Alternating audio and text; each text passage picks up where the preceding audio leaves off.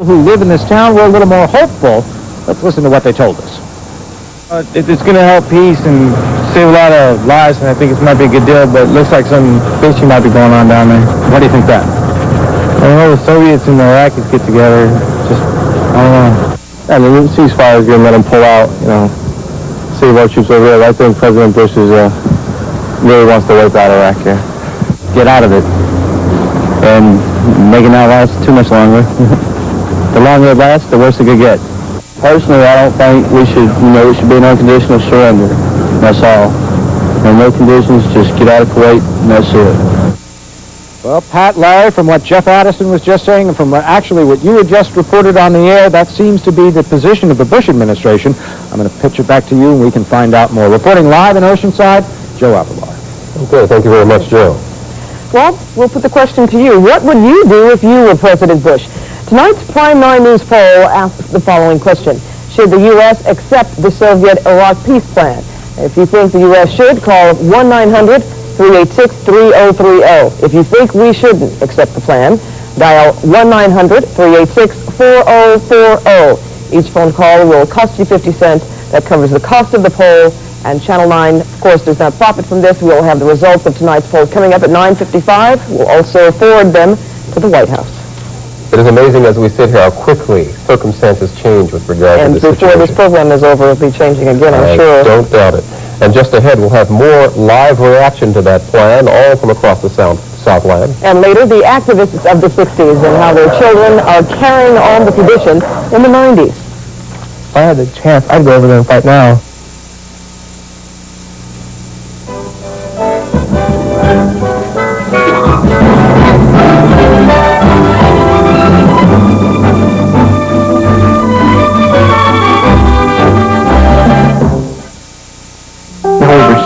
We're going to put that computer. You don't want it over there? I don't know. When a moment comes to build your dreams, no card's better than Gold MasterCard. This card is for a weight machine. With more buying power. At nearly 3 times more places than American Express. This wall's for your trophies. No pressure, though. Yeah.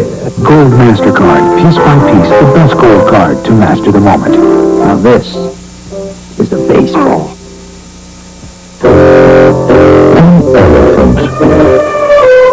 A Honda Civic. In many ways, they're very much the same. Both come with generous trunks, both have good visibility, and both are good in heavy traffic. And maybe most important, they both cost about the same to run. Your Southern California Honda dealers, as dependable as the cars they sell. Here's a sneak preview of one of the biggest super buys ever. TJ Maxx has bought a $25 million spring and summer collection. Previously sold at a famous Fifth Avenue store. Over 2,000 items. Ride sharing can make a difference because sharing can make a difference. I always love it when my kids come over for a big Swayze family dinner. But I don't mind telling you, cooking is not one of my favorite things. Except it's kind of fun when Patrick comes in to share the dishes and the cleanup.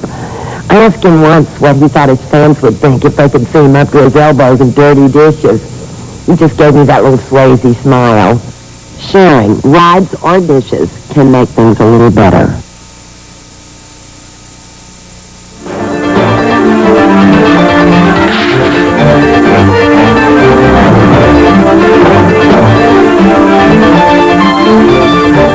Reported to you just a moment ago, a senior official in the Bush administration has declared that the Soviet peace plan is clearly unacceptable to the United States. Nonetheless, that peace plan would have special implications for certain segments of our population here at home. We have 2 reports now, beginning in the predominantly Jewish Fairfax district, where Tony Gignard is standing by right now. Tony. Well, Pat and Larry, I'm sure the people in this neighborhood are very happy to hear that the United States has disregarded that peace plan.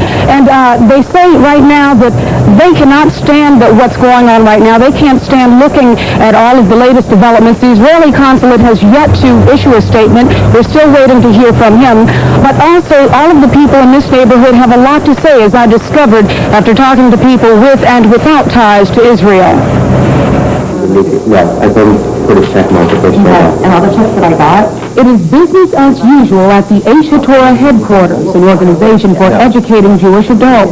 But on this night, work is being interrupted as information about the Soviet peace plan filters in. A peace plan that is getting little, if any, support in the Jewish community.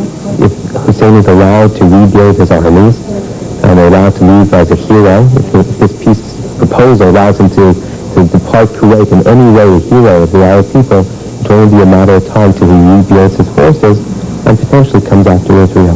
The proposal is receiving the same type of reaction at this popular Fairfax District restaurant.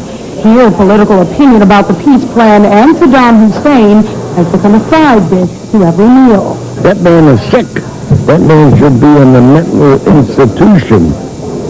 That man should be a ruler of a city or a country or anywhere else. I'm not a big Israeli person, but they fought their way for many years to have their freedom. It isn't up to us to give away their freedom. And you feel that will happen? I feel Bush would do it at the drop of a hat. There is concern tomorrow's headlines will play into Saddam Hussein's hands, depending on the U.S. response. I wouldn't reject it outright because, of course, there is a lot of potential for propaganda from Hussein and the other militants and fundamentalist Arab countries. So that's what I would do. But I definitely reject it. And you can bet a rejection will be played up in the headlines, half a world away. Now, this is just one side of the story, and Luis Patino is at the home of one Kuwaiti family for another side to the story. Luis? I'm in the Heights with Adnan Abdul Mohsen and his family. They've been camped out in front of the television set trying to hear word of what is going on as the events unfold. Of course, now there is talk of peace, and there's also talk of a free Kuwait. But, Adnan, if, in fact, we pull out now, Saddam Hussein and his regime would still be in power. Can your country still live next to his regime? Do you think it's safe? Well, I think if he was deprived of his military machine, I don't think he will survive inside Iraq, because his regime survived only in wartime. Since he took power in 1979, he went to war with Iran, now with Kuwait, so I don't think he can survive in peacetime. Now, his family has been stranded here in the United States for about 7 months since the war began, and he hasn't heard from his extended family for at least 4 months now. The last word came in this letter from Adnan's brother. They're doing fine. Their brothers, sisters, nieces, nephews, and even grandparents were all still there. Yet for all they have gone through, there was an attempted humor in the letter. As a joke here, we don't have bananas, which the Iraqis love most. But there was no mention of Saddam Hussein, no mention of the reported rapes or of the looting, and not a word about the killings. The letter could be interrupted by Iraqis, and that would be suicide. Instead, there was a picture of his brother's new baby. He's now about as big as his 8-month-old Muhammad. Adnan wishes he could get just one single message back. Hang on. I think Kuwait will be free very soon, very, very soon. But he can't. And there are lingering worries about the safety of their relatives in Kuwait. You're staying here. I might try to travel to Basra to try and call you, but we never got that call. You can imagine then that the talk of peace is bringing a certain amount of comfort to this home, probably the same kind of comfort, or perhaps just a little more intense, as it is to many American homes tonight. Reporting live from the Heights, I'm Luis Patino. Tony and Luis, thank you very much for those reports. In the meantime, there's some additional information that's come to us with regard to the report out of the White House indicating rejection of the Soviet peace plan. And we find out now supposedly why the president found the plan unacceptable. He came to this conclusion after talking with his national security advisors for about an hour and 40 minutes, and it seems that the main sticking point here is that this peace proposal does include conditions. For one, that the Soviet proposal represents a conditional withdrawal in saying that making limitations as far as when this would take place, making some kind of time frame, the lifting of economic sanctions. These are things that were clearly stated in the UN proposal. So in keeping with the UN resolution, then the president and his national security advisors find that in their best interest, supposedly right now, to find this proposal unacceptable. But they still will talk. with members of the coalition and make an official judgment on Friday, and we'll hear about Interesting that. further thing about that communique is that they are being careful not to say that they're rejecting the Soviet plan, just saying that it's unacceptable, which seems to be Absolutely, a there's a delicate difference diplomatic in language balance. here. And if you're wondering what we're doing, we're monitoring our computers and the wire services from the desk here, so that's why we're looking down. Can I start now? Yes, go ahead. First of all, I want to say in this critical and serious hours, I have to participate in this international effort to avoid any more destruction and damage and casualties, and to solve the peace in the area and in the world. In my opinion, and my proposal in this time, we have to follow all these competition issues easily, is to go back to the Security Council. This matter started in accordance with the resolutions of the Security Council, and now a new phase, a new page may start tomorrow, must be also in accordance with the resolutions of the Security Council again. Now which is going is out of the rules of the international law, and out of the international family, and out of the United Nations measures. Now we hear what President Saddam says, what Bush wanted. It is not true. It is not right. The right thing is to hear what United Nations wants. My proposal is to call for an emergent meeting for the International Security Council this night or tomorrow morning to decide the proper way to control the problem from tomorrow, how Iraqi forces will withdraw and under the supervision of United Nations, and how to control the whole situation. We must go back again to the International Security Council. Security Council tomorrow or this night must hold a meeting and to tell us what is the why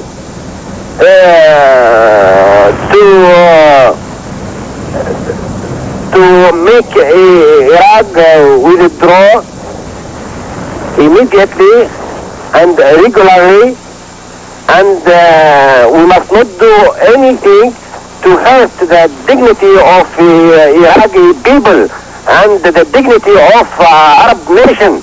It is very serious if we neglect the matter of the dignity of Arabs, all Arabs, which is going in this area, considers all the Arabs. And we, in fact, all Arabs now reject it completely this oppression against Iraq. Iraq decided to withdraw. It is enough. Raids must stop immediately when the withdrawal will start. My proposal is to go back again to the International Security Council this night or tomorrow, and let the Security Council decide the way how Iraq withdraw withdraws its forces from Kuwait in accordance with measures must be made by the Security Council, not by Bush or Saddam Hussein or any other one. If Bush decides a way or Saddam Hussein decides a way, it is out of the international law, out of United Nations. It is illegal. The legal thing is to hear the Security Council how the new phase will be, because this council decided the previous one how it was and the new one how it will be. And in this occasion I want to thank this TV, to thank CNN and to thank you all. By this occasion I have to address my proposal to my friend Philippe of Spain, Prime Minister, and President Mitterrand, and Prime Minister of Italy, Andriotti, and also to Soviet Union, China, and India, and to all the members of non-alliance movement to support my proposal to let the Security Council hold a meeting immediately to tell us the way how Iraq withdraw its troops from Kuwait. Otherwise, there will be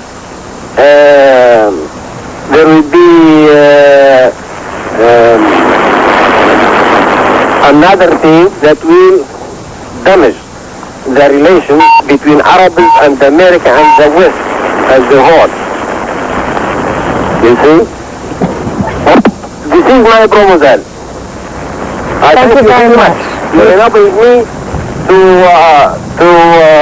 hear my voice to all these leaders in the world. Thank you very much. Thank you. That is Colonel Muammar Gaddafi, Libyan leader, talking to us from Tripoli. The phone line was a little bit fuzzy. It seemed to me that the basic proposal that he was asking for is that the UN Security Council meet tonight or tomorrow, and that the United Nations decide how Iraq will withdraw rather than the Soviet Union or the United States or Iraq itself making this decision, and that the withdrawal will happen under UN supervision.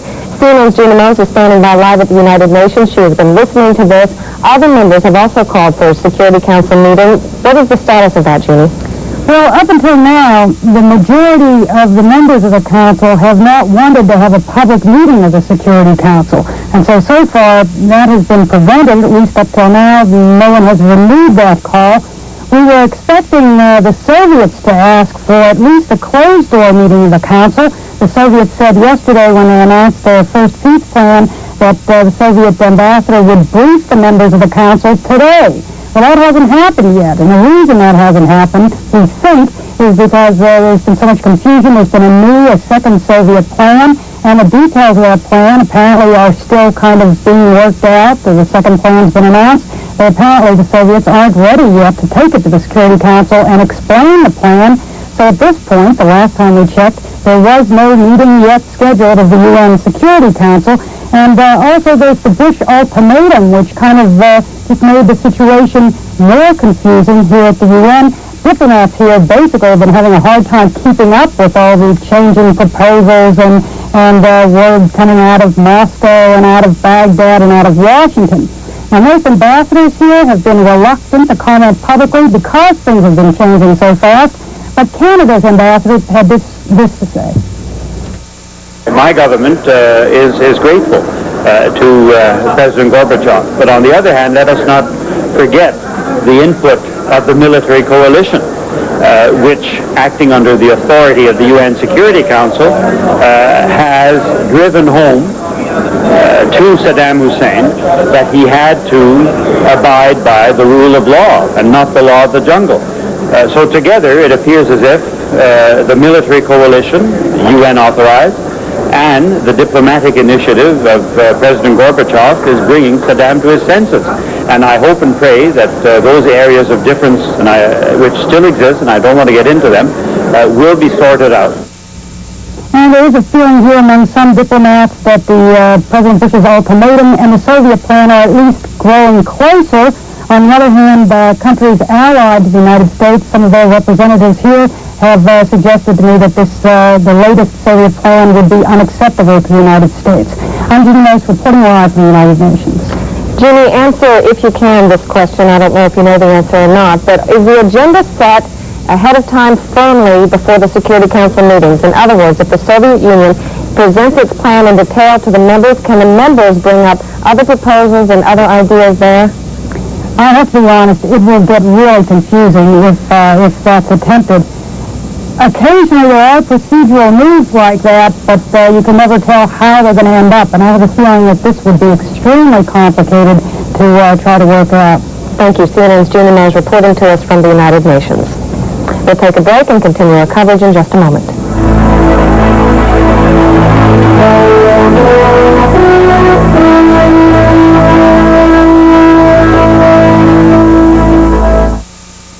The Lakers are making their run at first place in the West. Uh-oh! But the Atlanta Hawks haven't lost at home in 17 games.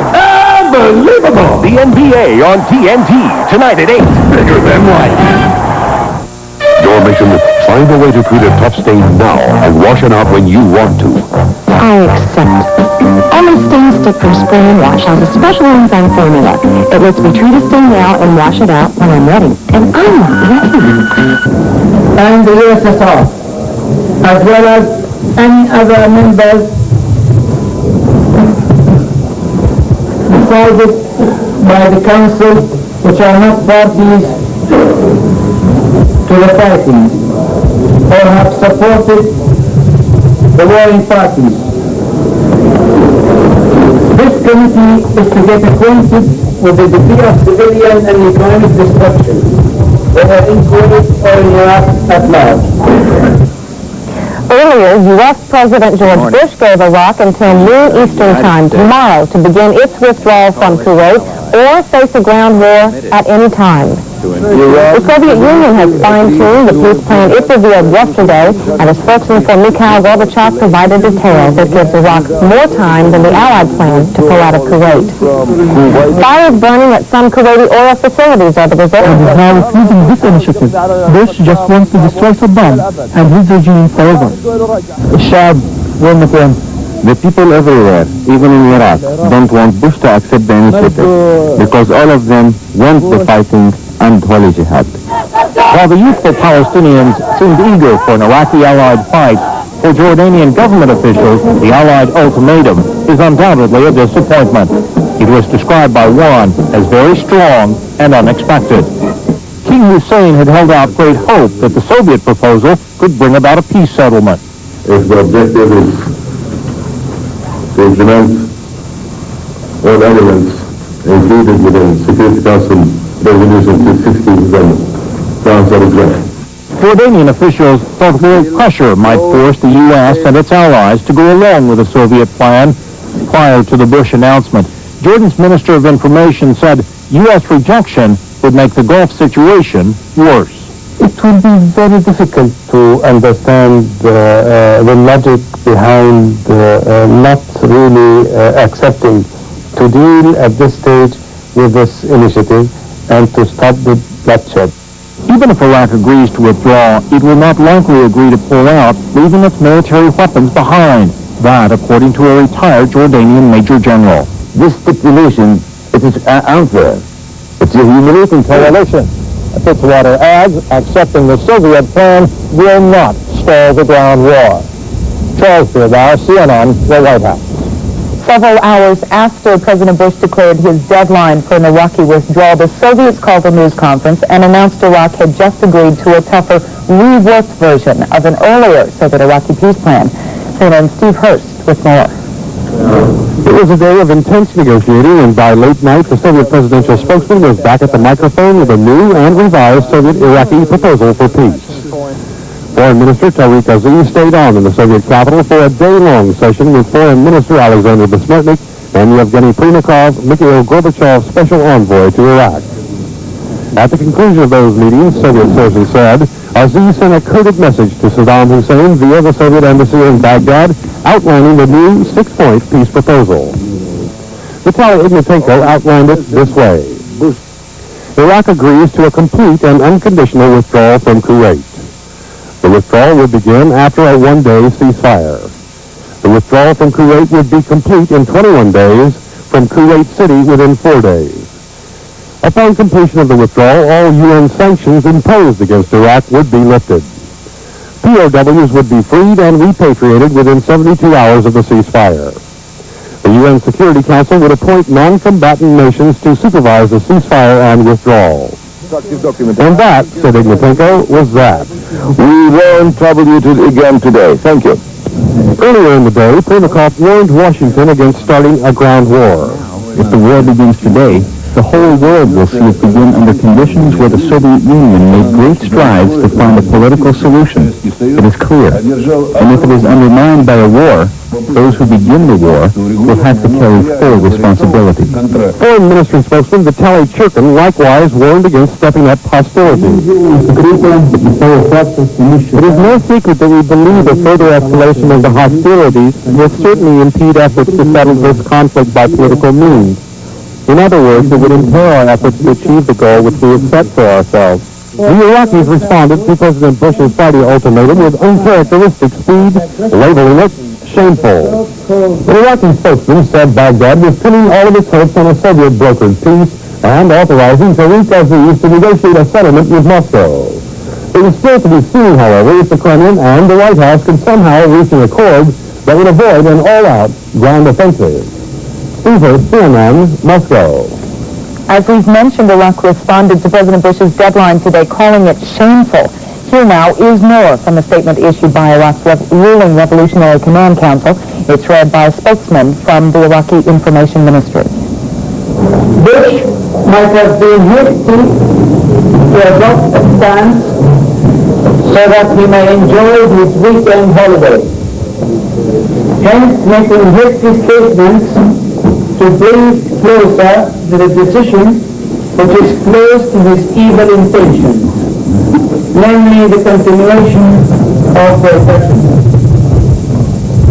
We would like to affirm that Iraq is for peace and has been working seriously to support the Soviet initiative and to facilitate its success. This is not out of fear of Bush's threats or a sign of respect for him, because we neither respect him nor are we afraid of his aggressive force. He has tried his bad luck all throughout the past time, using whatever his blood-stained hands could catch off criminal means and weapons. By such a stance, we express respect for what we believe in and for what we believe to be necessary for our people and humanity. We adopt such a position as an expression of respect for those whom we respect. And God's enemy and devil's friend Bush is not among them. The Revolutionary Council also called for the creation of a United Nations committee to assess the war damage in Iraq and Kuwait.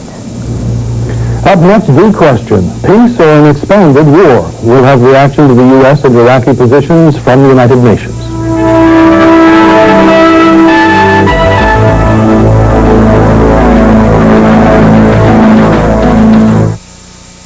Tonight, as Saddam Hussein makes his peace offer, the Allied war machine thunders on. Can the guns be silenced, or is battle unavoidable? Mark Weinberger joins me tonight on American Live, 9 Eastern on CNN.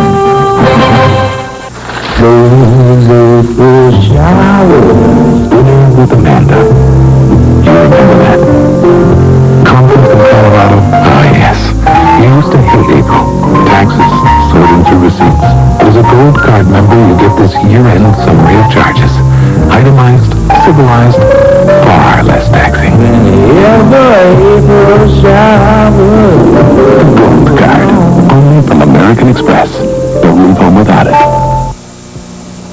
Ask me what counts most after 40 years in the car business, and I don't have to think twice. One, the minivans. We invented them.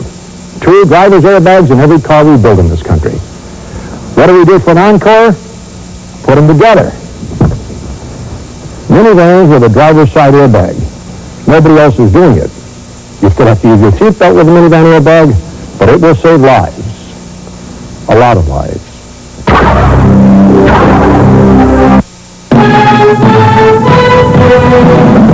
Send up a transport! Give me an afterjet! There's a place in the friendly skies where not everyone's so friendly. Stop! Hold it! I need 3 hours! Forget about it! Check it out! Over 9,000 mechanics of United Airlines work here. Give me a mini grinder. They're picky, fussy, stubborn. But if you fly, they're the best friends you'll ever have. United, rededicated to giving you the service you deserve. Come fly the friendly skies. Winner of 11 Oscars, including Best Picture and Best Actor. Oh, you can break a man's skull, you can arrest him, you can throw him into a dungeon. But how do you control what's up here?